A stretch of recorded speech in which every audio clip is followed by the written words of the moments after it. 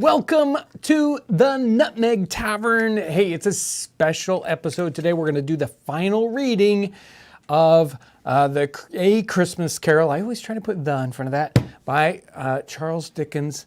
Wonderful story. We've heard all the scary stuff. Now let's find out the fun part, the very final chapter, the third act. It's going to be fun.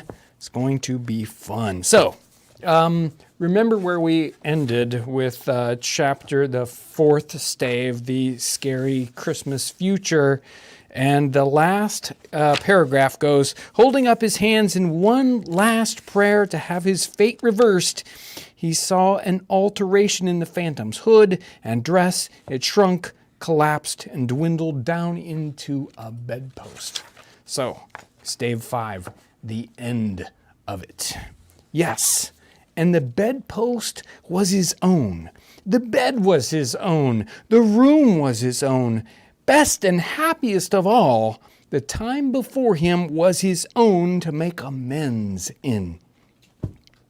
I will live in the past, the present, and the future, Scrooge repeated as he scrambled out of bed. The spirits of all three shall strive within me. Oh, Jacob Marley, heaven and the Christmas time be praised for this. I say it on my knees, oh Jacob, on my knees. He was so flustered, or it says fluttered, and so glowing with his good intentions that his broken voice would scarcely answer to his call. He'd been sobbing violently in his conflict with the spirit, and his face was wet with tears. "They are not torn down," cried Scrooge, folding one of his bed curtains in his arms. "They are not torn down, rings and all. They are here, and I'm here, and the shadows of the things that would have been may be dispelled. They will be. I know they will." His hands were busy with his garments all this time, turning them inside out, putting them on upside down, tearing them, mislaying them, making them parties to every kind of extravagance. "I don't know what to do," cried Scrooge, laughing and crying in the same breath, and making a perfect Laocoon of himself with his stockings.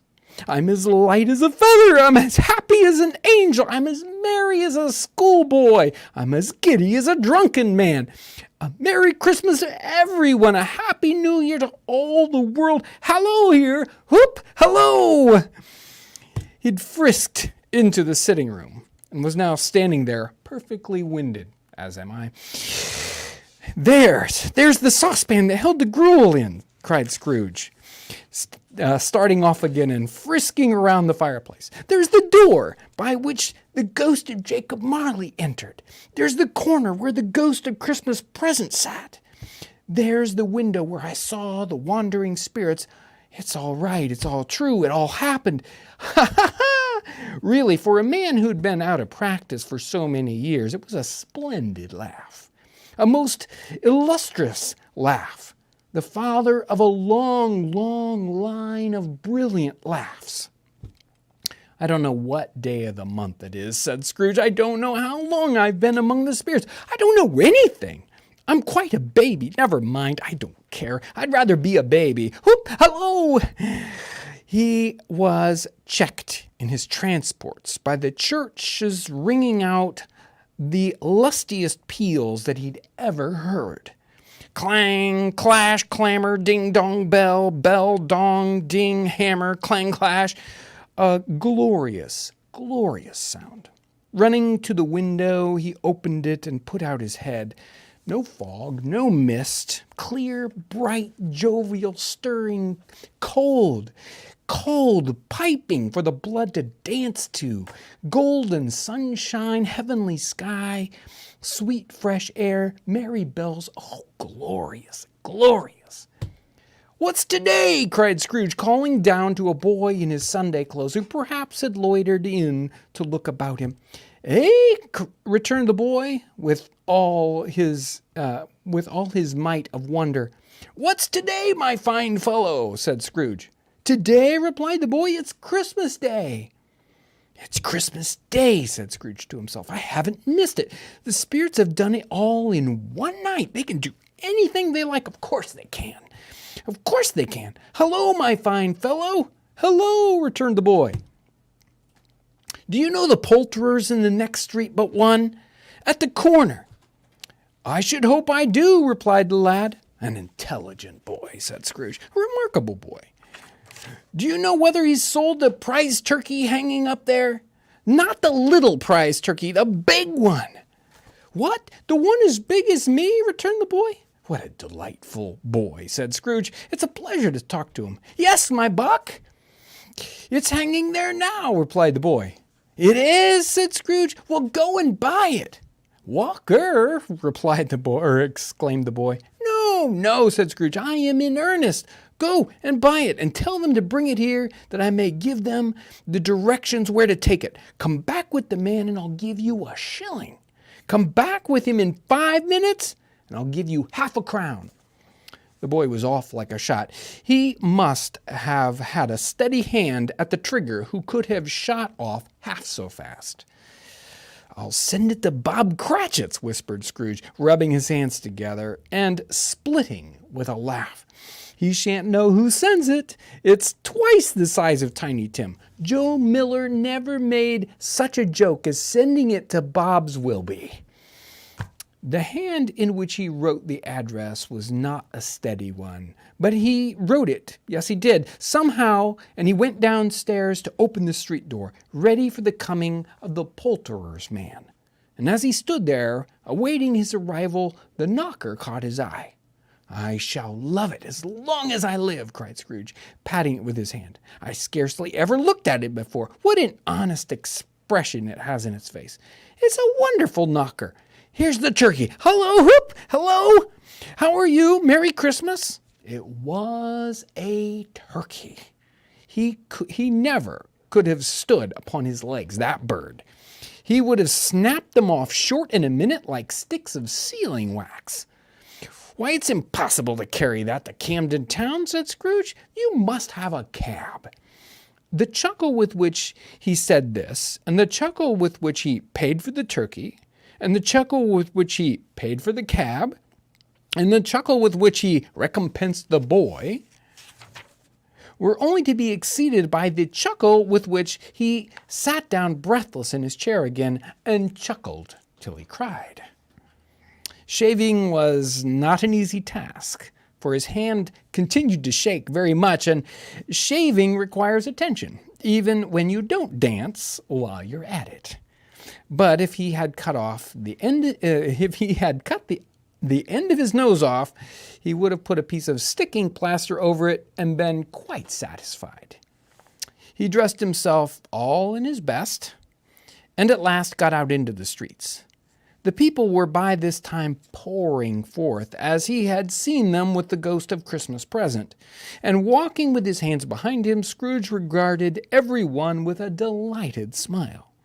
He looked so irresistibly pleasant, in a word, that 3 or 4 good-humored fellows said, "Good morning, sir," and "A Merry Christmas to you." And Scrooge said often afterwards that of all the blithe sounds that he had ever heard, those were the blithest in his ears. He had not gone far when, coming out towards him, he beheld the portly gentleman who had walked into his counting-house the day before and said, "Scrooge and Marley's, I believe?" It sent a pang across his heart to think how this old gentleman would look upon him when they met. But he knew what path lay straight before him, and he took it. "My dear sir," said Scrooge, quickening his pace and taking the old gentleman by both his hands, "how do you do? I hope you succeeded yesterday. It was very kind of you. A Merry Christmas to you." "Mr. Scrooge?" "Yes," said Scrooge, "that is my name, and I fear it may not be pleasant to you. Allow me to ask your pardon, and will you have the goodness—" And here Scrooge whispered in his ear. "Lord bless me," cried the gentleman, as if his breath were gone. "My dear Mr. Scrooge, are you serious?" "If you please, sir," said Scrooge. "Not a farthing less. A great many back payments are included in it, I assure you. Will you do me that favor?" "My dear sir," said the other, shaking hands with him, "I don't know what to say. Such munificence. Don't say anything, please, retorted Scrooge. Come and see me. Will you come and see me? I will, cried the old gentleman, and it was clear that he meant to do it. Thank ye, said Scrooge. I am much obliged to you. Thank you 50 times. Bless you. He went to church, and he walked about the streets, and he watched people hurrying to and fro, and he patted children on the head, and questioned beggars, and looked down into kitchens of houses and up into windows, and found that everything could yield him pleasure. He had never dreamed that any walk, that anything could give him so much happiness. In the afternoon, he turned his steps towards his nephew's house. He passed the door 12 times before he had the courage to go up and knock. But he made a dash and did it. Is your master at home, my dear? Said Scrooge to the girl. Very nice girl, very. Yes, sir. Where is he, me love? Said Scrooge. He's in the dining room, sir, along with the mistress. I'll show you upstairs, if you please. Thank ye. He knows me, said Scrooge, with his hand already on the dining room lock. I'll go in here, my dear. He turned it gently and sidled his face in around the door. There they were looking at the table, which was spread out in a great array, for these young housekeepers were always nervous on such points and liked to see that everything is right. Fred, said Scrooge. Dear heart alive, how his niece by marriage started. Scrooge had forgotten for a moment about her sitting in the corner with the footstool, or he wouldn't have done it on any account. Why, bless my soul, said Fred. Who's that? It's I, your Uncle Scrooge. I have come to dinner. Will you let me in, Fred? Let him in? It is a mercy he didn't shake his arm off. He was at home in 5 minutes. Nothing could be heartier. His niece looked just the same, and so did Topper when he came, and so did the plump sister when she came, and so did everyone when they came. A wonderful party, wonderful games, wonderful unanimity, wonderful happiness. But he was early at the office the next morning. Oh, he was early there. If he could only be there first to catch Bob Cratchit coming late. That would be the thing he set his heart upon. And he did it. Yes, he did. The clock struck 9. No Bob. 1/4 past. No Bob. He was a full 18.5 minutes past his time. Scrooge sat at his door wide open that he might see him come into the tank. His hat off before he opened the door, his comforter too. He was on his stool in a jiffy, driving away with his pen as if he were trying to overtake 9 o'clock. Hello, growled Scrooge in his accustomed voice as near as he could feign it. What do you mean by coming in here at this time of day? I'm very sorry, sir, said Bob. I am behind my time. You are, repeated Scrooge. Yes, I think you are. Step this way, if you please. It's only once a year, sir, pleaded Bob, appearing from the tank. I shall not repeat it. I was making rather merry yesterday, sir. Now I'll tell you what, my friend, said Scrooge. I am not going to stand this sort of thing any longer, and therefore, he continued, leaping from his stool and giving Bob such a dig in the waistcoat that he staggered back into the tank again. And therefore, I'm about to raise your salary. Bob trembled. He got a little nearer to the ruler. He had a momentary idea of knocking Scrooge down with it, holding him and calling to the people in the court for help and a straight waistcoat. A Merry Christmas, Bob, said Scrooge, with an earnestness that could not be mistaken, as he clapped him on the back. A Merry Christmas, Bob, my good fellow, than I have given you for many a year. I'll raise your salary, and I endeavor to assist your struggling family, and we will discuss your affairs this very afternoon over a Christmas bowl of smoking bishop, Bob. Make up the fire. Buy another coal scuttle before you dot another I, Bob Cratchit. Scrooge was better than his word. He did it all, and infinitely more. And to Tiny Tim, who did not die, he was a second father. He became as good a friend, as good a master, and as good a man as the good old city knew, or any other good old city or town or borough in the whole good old world. Some people laughed to see the alteration in him, but he let them laugh. And little heeded them, for he was wise enough to know that nothing ever happened on this globe for good, at which some people did not have their fill of laughter in the outset. And knowing that such as these would be blind anyway, he thought it quite as well that they should wrinkle up their eyes in grins to have the malady in less attractive forms. His own heart laughed, and that was quite enough for him. He had no further intercourse with spirits, but lived upon the total abstinence principle ever afterwards. And it was always said of him that he knew how to keep Christmas well, and if any man alive possessed that knowledge, may that be truly said of us and all of us. And so, as Tiny Tim observed, God bless us, every one. And there's the end. There it was. Stave number 5. Truly an amazing story, and, right there from 1843, early 19th century.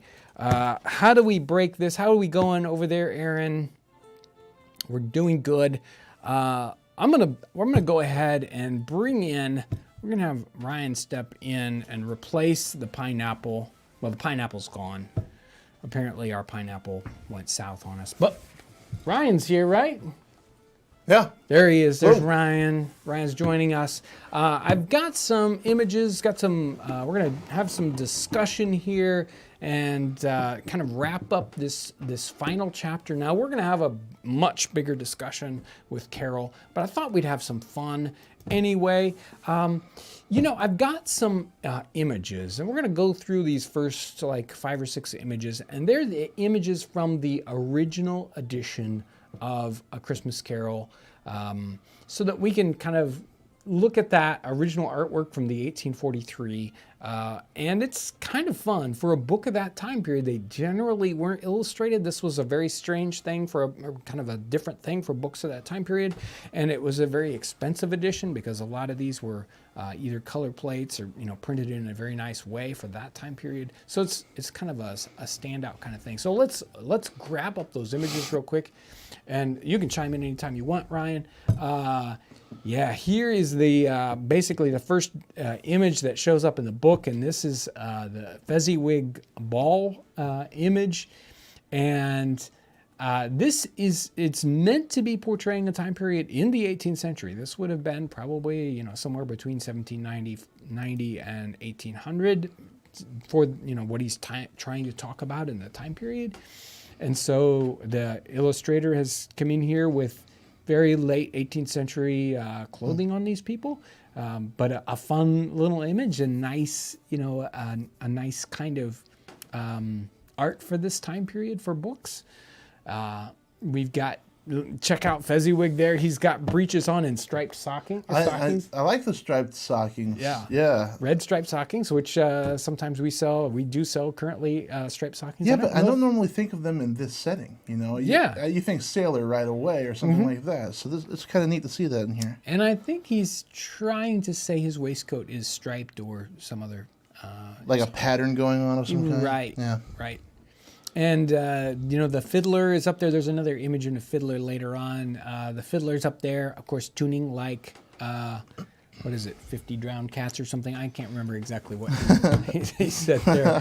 But a great picture of the ball. And, the ball and what happens there in the story really is setting a particular stage about how Fezziwig cares for his employees and also cares for the employees here. Fezziwig doesn't have a ball here and invite all his peers, He's actually inviting employees and their peers to this. So that's kind of an interesting setting. When we read about that in 18th century text, what Christmas celebrations looked like, and that was serving your servants. Yeah, especially the day after. Right, yes. So yeah, interesting. And I mean, it's a nice party going on here. Not everybody's dancing, right? But it definitely looks like it's. And then the mistletoe or whatever that's hanging up in the ceiling. I'm wondering about. Well, we did have one of those winter images from that last live stream that had something really similar going on. So that mistletoe idea is definitely something that comes from this time period. There's our Marley's ghost showing up, and the pot of gruel we can just see on his fireplace over there, and the nightcap and the slippers and the sleeping shirt, which really is not very different at all from a sleeping shirt and a nightcap and slippers from the 18th century. The whole Marley's ghost scene is so much fun with the, Marley corpse / ghost thing, and and his pig's tail sticking out the back there. Yeah, is that just a huge lock on him? Is that what's happening there? Yeah, he's got some of those chains around his waist. Yeah, it looks like an enormous locking apparatus there. Yeah, it's a fun. It starts off with that, a real, bang with Marley coming in, and I think it sets this scene up, sets the whole story up really well. So I really enjoy the Marley ghost. Ghost with Christmas Present. Now, of course, the illustrator could not quite get to the whole, how is this really supposed to look? He didn't have nearly enough food underneath this ghost here, but that would be hard to show, in an image like this. But the rest of the ghost there, his green robe, it open at the chest, the giant torch that he's got. And Scrooge has got this funny look on his face, like he's not really scared. I think he's bewildered. Yeah, I think that's probably it. And probably, who wouldn't be bewildered when, he just left this room and it was cold and, scary and, and dry and dusty. And then he comes in and here it is, the giant fire. And you have a fire that big in your fireplace and it gets hot. And just like in the cabin, it just radiates all this heat. So this room is probably feels like it's baking like an oven. And then you have all these rich food things that talk about in the story. And all this decoration that's going on around him. And that, you look at that huge bowl of, that's punch there. So that's a, one of those, a alcoholic mixture, with whatever was there. Is it steaming? Yes, it's a steaming bowl of punch. So it's warmed up, and once you, anything that's like that, it's probably got lemons and all that stuff in it, and then it's got the alcohol, and then you heat it so it steams. Can you imagine how much scent that's getting off? Absolutely. It's just like a massive perfume of that citrus coming out there. So it's just a sensory overload for what's going on in this image. There's the final image of the Christmas present with the two scary children, the want and ignorance. And that whole part of the story is just the strangest part that comes out. I think it's just the weirdest part of the story. Yeah. It always has been, where, you're so used to all this jovialness of the Christmas present, and, he's sprinkling all this, happiness around, all this good, good vibes all over the planet. And then, then he has these scary, skeletal children that he keeps under his wings, as it were. It's a good buffer for where the story is headed. Right. And that probably is. It's like, here we go. Next up, you think that this is all fun and games, but it's not. And, watch out for this. And yeah, there's the final Scrooge seeing his the tombstone and the wretchedness of where he's going to go if he doesn't mend his ways. Yeah, it's really dramatic. I like that you can't see any features of the ghost except for this one hand. Everything else is just this black thing. Yeah, even the only other message that ghost ever gives beyond the pointing hand is just the one head movement, just the single, almost undetectable, yes, no, or yes kind of head movement that, and again, he even describes that as you can't even get a grip on the image of the cape or the outfit that it has on. It's more just like darkness with just a hand. Right, yeah. So, wow. I mean, such a description. And the final image in the book is this just, jovial. Scrooge is completely changed. I mean, look, he's even drawn with a fat face now instead of that skinny face. And Bob Cratchit, I never pictured Bob Cratchit like that, But again, they've got a giant bowl of punch, or maybe this is steaming. Did he say steaming bishop? Yeah, right. I did not have a chance to look up, but a big fire in the fireplace, a warm-looking fire in the fireplace. He's got decorations. He's got, I'm not sure what's on the ground there in front of Bob's chair. But again, a very happy-looking scene. So you can stop that for now. You can come back to it. Do you have any comments that you wanted to read back there? Yeah, sure. I was looking at pictures. Oh, I'm sorry. Somebody's asking about a name for the illustrator of these images. Ooh. You keep going. I'll look it up real quick. And then were these pictures drawn for the book or after its publication? This was for the book, and the artist on this was John Leach. I've got, next up, I've got some illustrations from Arthur Rackham, but go ahead. Okay. We do have some Super Chat stuff that, you guys have, I kind of like how you've been doing that. Okay. Should I just let those be? And then you can... Yeah, in fact, if we want to do the Super Chats up till now, we can do them now. Okay. And that'll give Ryan a chance to dig through them. Because he was doing all those pictures. He was having too much fun with the pictures. Teresa says the smoking bishop is a type of mulled wine, punch or wassail. Excuse me. You ready? Yes, here we go. Okay, this one's going to be a little difficult. Swati Ravisham, thank you so much. I can't tell. Is that a little mad face down there? I don't know. I think they're crying. Or maybe mad. he's supposed to. Maybe he's crying because we're done, or what? I don't know. Maybe. Alexander Lipich, thank you for the dancing, whatever that was. I can't tell what he is. Elizabeth Busho. I've had to say this one a couple different times. I hope I'm saying it somewhere close to right.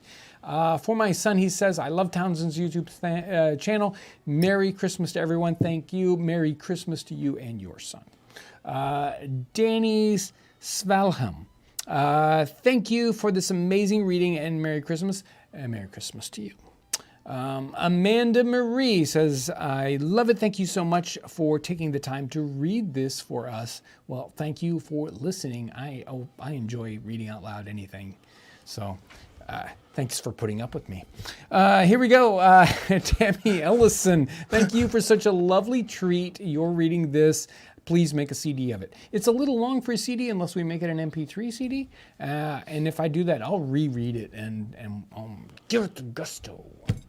Mark723, thank you, Townsends, for an enjoyable time together. Thank you for enjoying your time with us. DuRenee65, thank you, and have a wonderful holiday season for you and yours, Mr. Townsend. And we've got no old babies stacking up there. Oh, man. Thank you. So Elizabeth Bushow says that you are pronouncing it correctly. There we go. So that's wonderful. That's once. I've got one right. Somebody's asking if this what would a Christmas dinner look like in the time period? Is this a good idea of what a Christmas dinner is? Yeah, so like the Cratchit's Christmas dinner is an example that we get to see. I don't know if he talks about the food does he talk about the food at the nephew's house that much? I don't think so. So most of the description we get here is the Cratchits, and that's a poor, in this he's trying to talk about a poor man's meal, and it was a small goose. We've got potatoes. He talks about the obviously the pudding that comes in last, and we'll talk about Christmas puddings here in another episode. But they have the bowl of punch there as their sort of after dinner celebratory drink, warmed up. And yeah, I think it's probably a really good classic. He was kind of pulling out all the classics there. He didn't talk about anything like a great cake or a 12th night cake, but this wasn't 12th night. This was Christmas. So makes complete sense. And yeah, I think it was typical not only of this 1840s time period, but I think you could easily extrapolate this without any doubt into the 18th century. The turkey, I'm not sure about how popular turkeys were in Great Britain in the 18th century, but they certainly were a thing here in North America, turkeys being just like the bird on the ground for, that kind of thing. I want to talk. So somebody just commented. Well, number one, yes, we have done a goose. If you look back in our videos, we've done a goose Specifically for this time of year, too. Yeah, right. Was it last year? I think it so. was. It was. It was even like Dickens' Christmas. Was what we Yeah, called it. yeah. So somebody just commented and they said, this story will never not make me cry. And I think that it's pretty interesting. Man, he does a good job at connecting with your emotions in the story without sacrificing the story. Yeah. I mean, it's very funny. It's very moving. It's scary. I think that he touches on everything that a good story has as far as emotive storytelling goes. And you could say it's a little sappy, but for the time period and for what's going on here, to our modern sensibilities, it might come off a little that way. But Well, what do you think sappy though? I don't. I don't. The only reason why I think we might feel that is because we've heard this story so much, right? Right. But I think it's just like if we were introduced to it, first blush, like no, there's a lot of really moving stuff here. Yeah, and I think the only part that I guess you could say is sappy, he was smart in making it the shortest part of the story. Yeah. Right? Right. It's just like, get in here, make him feel good, get out. But the rest of it, it's crazy how good the story is. Yeah. Did you say you've got some other pictures? Yes, I do. Okay. This time I won't look at the pictures and I'll keep an eye on the comments. Okay, yeah. Let's run with that second set. So a lot of illustrated books for this thing. So can you bring me back and go back into the slideshow? Oh, my bad. Yeah, you're not seeing the. Yeah, the magic vortex stuff has got to happen, and it takes There a you lot. go. Yeah, there we go. So this is Arthur Rackham. I think it says 1970. Anyway, he's early 20th century, but I really like his artwork. Enjoy what he did with, say, like Wizard of Oz or some other pieces like that. So here is Scrooge, and if you remember the first where he's seen Marley's the knocker, and he's looking around in his apartment, making sure it's like, okay, what's going on? And he sees the nightgown or the robe and the shoes, and it startles him for a second. He thinks it's something, but it's not. And that's what this image is. And we get to see his interpretation, Rackham's interpretation of the clothing here, which not necessarily. I think he's hitting the nail on the head here with the clothing in this one. Although I love his skinny legs. You'll see he likes to put skinny legs on people. So. And this actually is very reminiscent of a picture from Wizard of Oz. kind of the flying image, but there's Marley's ghost flying, Oh yeah. being carried on the wind, and he's dragging behind him the chains and the lock boxes and account ledgers and all this stuff. But he's got tasseled boots, which is something very, very, say, 1800 to 1820, with these kind of boots that don't go all the way up to the knee, and they stop and they have these little tassels, sometimes off the front. These look like the tassels come off the side, but very, very typical of that time period for footwear. And of course, he's got the wonderful, cravat that's sticking out there and the tails of the coat. And he looks pretty scary. I mean, Witch-like. Yeah, he's looking great there. Love that illustration. Wow, what an amazing piece here. So here's Scrooge looking out the window right after Marley's left, and he sees all these spirits out on the street, he did he did a great job of having all these different kinds of characters, all looking very woe begone and weird, creepy ghost people. Jeez. And there's Scrooge, who doesn't look like he's very convinced up there in the window. This is there's just like two styles of illustrations, and this is a fun pen and ink one, with the people having fun clearing off their rooftops.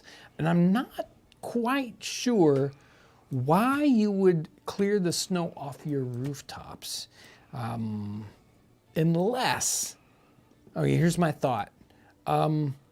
These are tiled roofs, and it could be that they're really good at shedding the rain when the rain hits them and flows off. Yeah. But a slow dripping kind of, the snow slowly melting would sort of just work through it. It doesn't, because the snow holds the water to the roof, it doesn't let it move down the slate shingle or whatever, and so they want to remove that so it doesn't just slowly drip through the roof and down into the areas below that. I'm guessing, because normally today, I'm with you on that.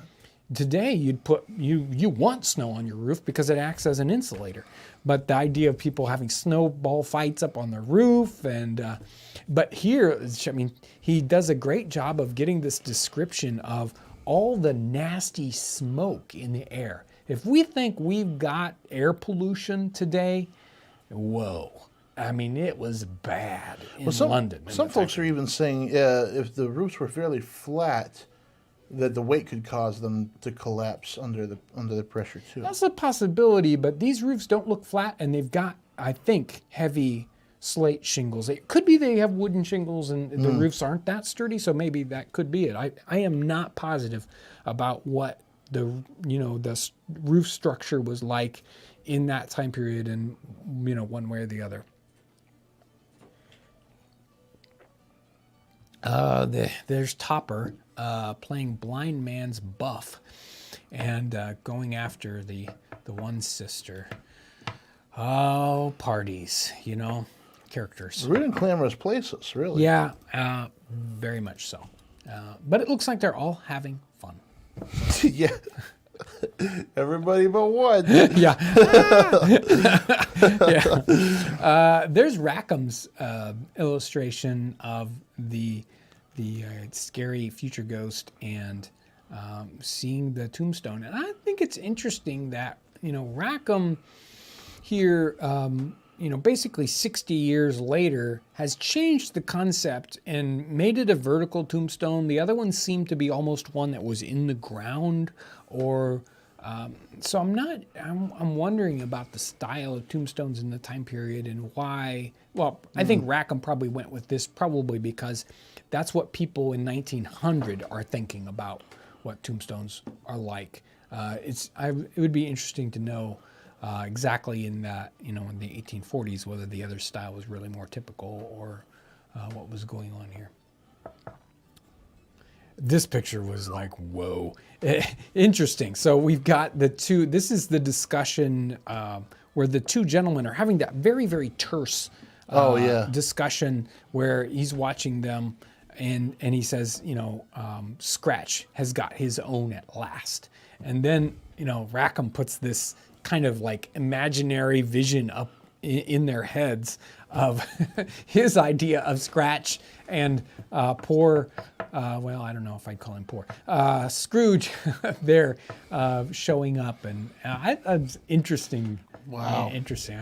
It doesn't, that image right there it feels very like someone would come up with that, in a modern sense and not necessarily, 120 years ago. So. And there's there's what was his name, Old Joe or something like that, who's buying the bed curtains, and there's the Undertaker's man and the charwoman, and the charwoman is the person who comes and lights fires in your house. So kind of a very somebody who's going to get dirty doing their job, rather than say the laundress, who's the person who's standing up behind her. That charwoman is a low-level servant in the house, because Char is, like dealing with the fire and all that stuff. But great characters. He's really taken. There's so much to work with in the writing of the story that the artist has just a plethora to work with to create these amazing pictures. Check out that blanket though on the floor underneath the bed curtains. It's a white blanket and a red stripe. Man, that is so 18th century for a blanket, a wool blanket, white like that. Right, yeah. Pretty iconic. Yeah.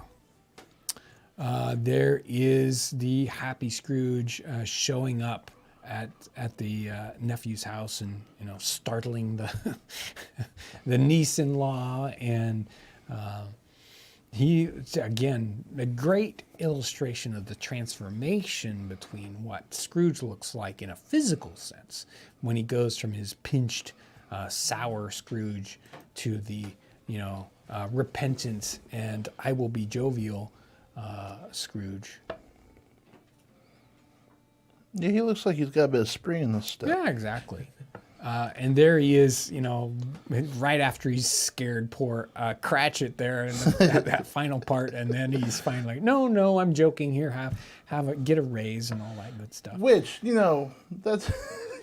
I'm glad that he did it, but that's a pretty jerky thing. That was yeah. First he's like being, it's like, haha, it's gonna be so funny that. Oh, and did you catch that part too?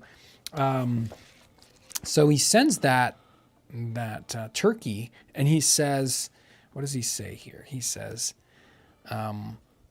Joe Miller never made such a joke as sending it to Bob's Wilby.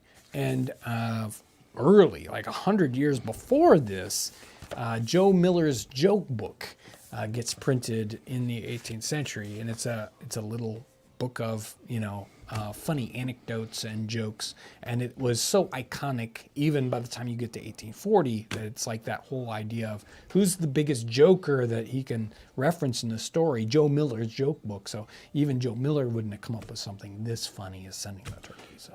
So there are plenty of commenters from the Northeast that are convinced that Indiana must not get much snow because they have to shovel their roofs every year because of the weight of the snow. Well, maybe your roof isn't good enough. I don't know. Oh, no. No, I don't know. I've never had to deal I've also with that. seen a lot of fear of icicle death.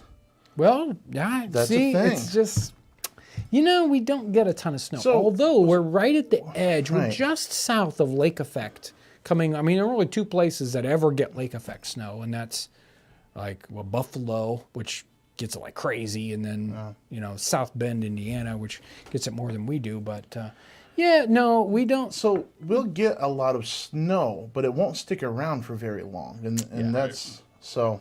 Yeah, It doesn't snow and snow and snow for Right. days and days. Right. And days. Yeah.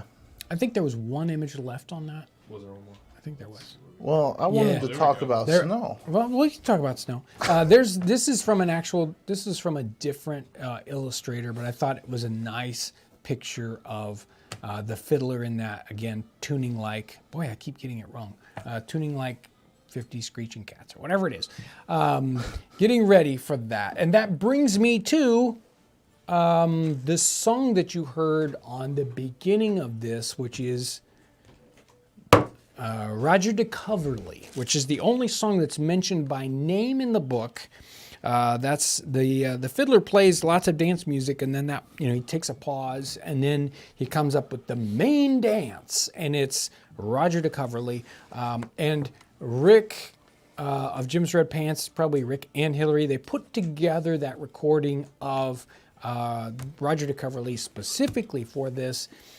If you're interested in that, you want a copy of that, Aaron's going to put a link in the chat for you. I think there's a Bandcamp link to that. Bandcamp.com. There you go.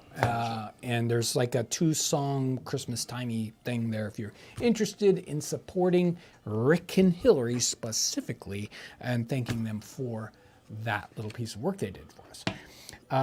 So I want to throw this out there because I thought it was pretty interesting.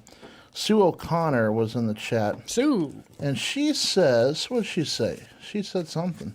Since publication, 22 stage productions, 2 operas, 4 recordings, 10 radio broadcasts, 49 TV shows, and 20 movies of A Christmas Carol. Yeah, it's popular. That's crazy. It's pretty good. Why not do a thing? It translates so well, though. I mean, he is so visually descriptive in here. Now, unfortunately, sometimes it's really hard to do. There's a lot of kind of narration, and that can be hard to bring into a production. But, whew, boy, it is such a good story. So, on that same topic, I wanted to mention this, which is a family favorite of mine. Yeah. And we basically read this every year. I end up having to read most of it. And this is a modern takeoff. I can't remember when he originally published this. 94. And Tom Mula did this, Jacob Marley's Christmas Carol. And man, if you want a modern retelling from Jacob Marley's standpoint, and you want something that's funny and short to read and can be fun to read, I love to read the voices, and there's a Boggle in here. And this is the story from Jacob Marley's standpoint, and I thought he did an excellent job of taking the bones of the story and, giving us a retelling, but still in the same vein as what Dickens did. I love this little book. Aaron's got an Amazon affiliate link. I think it's funny how you're well interested, check it the voicing is very similar. Yeah, it is. It's good. Yeah, he did. I think he just did a superb job on that. And so that's a recommendation from John. Yeah, John actually gave us a copy of that, my family, last year, and we're working through it right now. It's really good. I like it. Yeah, it's a fun family read. And I mean, the idea of families reading stuff out loud has got to come back in more, because it's such a fun thing to do that cements the family together. We've read a lot of books out loud. It's just like family time. Let's not watch TV. Let's read this thing. Sometimes it's a little weird because people don't know what to do. It's like, what do I do? Do I just sit here and listen? Do I do? But some people, there's things you can do and still occupy yourself, but listen to the story. And then sometimes you just want to sit and listen and watch the person read, and we'll share a thing around the family or whatever when you've got older kids and they can read too. It's so good, and it's something that was done in the 18th century, the 19th century, and we've gotten out of practice, and we should go back to it. So somebody in the chat is wondering about those boots. Were they tasseled, or were those garters holding your stockings? Well, they're little tassels. Okay. They're little tassels that get, and a lot of times they were like gilt, like little gold tassels. But yeah, they're tassels. And then this was also in the chat. Are you planning any special videos for 12th night? Have you done that in the past? No, we did do the 12th Night Cake episode. So if you're interested in something specifically 12th Night, check that out. So we do a great cake, and we do the thing, talk about the bean and the coin and all that good stuff, and make the 12th Night Cake. So check that out. We did that many years ago. But I don't have anything else right on the agenda. Okay. I don't have a ton of things to read. Okay, yeah, guys. Sorry, I'm not chopping up the pineapple to make pina coladas. It went bad. Nobody wanted to eat or drink We had to get anything. it out of here. We came in here briefly yesterday, and it was stinky. I think that someone sabotaged the pineapple because it was doing such a good job. It's like, no, John, it's rotten. Pew! I promise, it's no good. Yeah, I can do that. Where'd you leave off? I think it was DNA. Yeah. Okay, hold up a second. Let's get this going. Okay. There you go. Yeah. Have you gotten? Are you where you need to be? No, I've finished that, so you can scroll up, and there we go. Speed and Style Tony. Thanks for the series. Welcome back, Ryan, who's more animated than the pineapple. Good job, Ryan. Thank you. I can do one thing. I can be more animated than an inanimate object. Mr. Knock.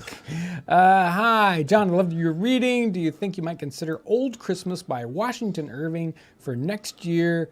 Ooh. I will definitely check it Will out. we consider it? Of course. Yes. Yeah, considered. Yes. Yeah, we Done. did it. We did it. You're welcome. No, I was actually looking at some other Washington Irving stuff, the early stuff that he did too. So, great writer. John Talley says, it's not an exaggeration to say this is the best show on any media outlet. Okay. And and Ryan is the best co-host out there. And now, wait a minute. Nice. If Kyle played the djembe, he'd be as cool as Ryan. Man. Okay, well, we will stop there. All I've got to say is I am very happy that you all got to see me today. Yep. You're welcome. It is. I'm glad I could give that to you. Glad you got to see me. Thank you, John Talley. Wow. Man, people are just talking about pineapples in the chat now. Well, it's crazy how everybody has a good time talking with one another. I like that a lot. Okay, so did we already talk about favorite film adaptations of this story? yeah, most of the time, I mean, the family likes the Muppets one. And there's some interesting things the Muppet one has that other ones don't. Me, I don't know. Personally, I'm more of Scrooge, the musical one, as a. I like that one.